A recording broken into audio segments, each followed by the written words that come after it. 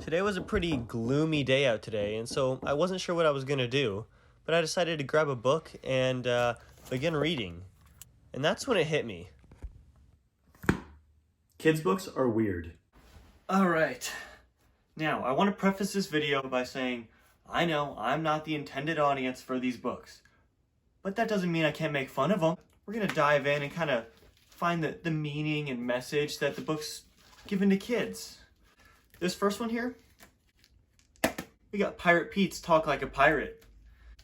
And this book begins with a pirate, you may have guessed it, Pirate Pete. And he's in search of a crew. As it says here, I needs me a pirate crew. And they head to a place called Rascal Island. And he picks up some fellows here who might fit his crew well, He's been lonely at sea. Who knows? Maybe years, days, months. He's got a pretty full beard here. He needs some friends now. And after assembling his crew, he does what every person does, obviously. He tests them.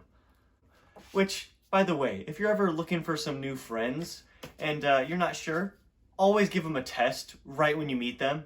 It's a sure way they're going to want to be your friend. Just instantly, here's a test for you. But these tests are very, you don't want to get these wrong, because if you get them incorrect, you have to walk the plank.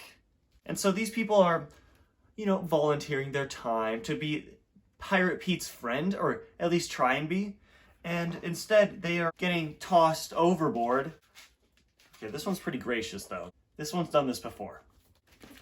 And this one, it's his first time. And you may be asking yourself, what were these tests that he was giving them? And the tests were, if you don't talk like a pirate, you gotta walk the plank. So basically, if you don't talk like Pete, you're out of here. And so after he's sent all of his could-be crew into shark-infested water miles away from land, as you do with any people you meet, he's left to question, is there anybody he could have as a crew? Luckily, the answer was there the whole time. He has his parrot. And after reading this book, I was trying to find the message. I wasn't entirely sure what it was.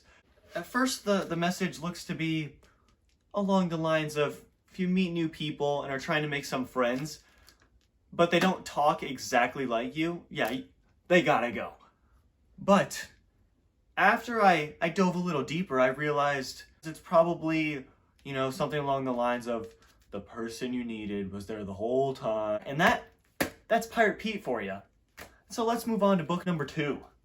Now this next book, it's a book called Yay You, Moving Out, Moving Up, Moving On. And this book starts off pretty positive. He just climbed a mountain. He's reached the top. It's a pretty big feat for most people, I would say. Yay you did it. You're done. You made it. You're through. Oh, what a great moment. And then it gets pretty dark. The rest of the book is him just questioning everything. Like, do you want to be busy or no? Do you want to live where it's hot or cold? Do you want to look north, look south, look ahead, or look behind? I think they forgot about east and west. But, after making you question most things about your life, it just abruptly ends by saying, you are already great.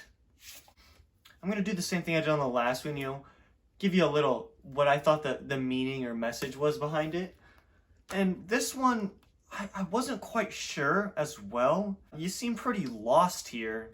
I don't think children, who this book is intended for, I would assume, are worrying about if they want to have a job in science or does art move their soul.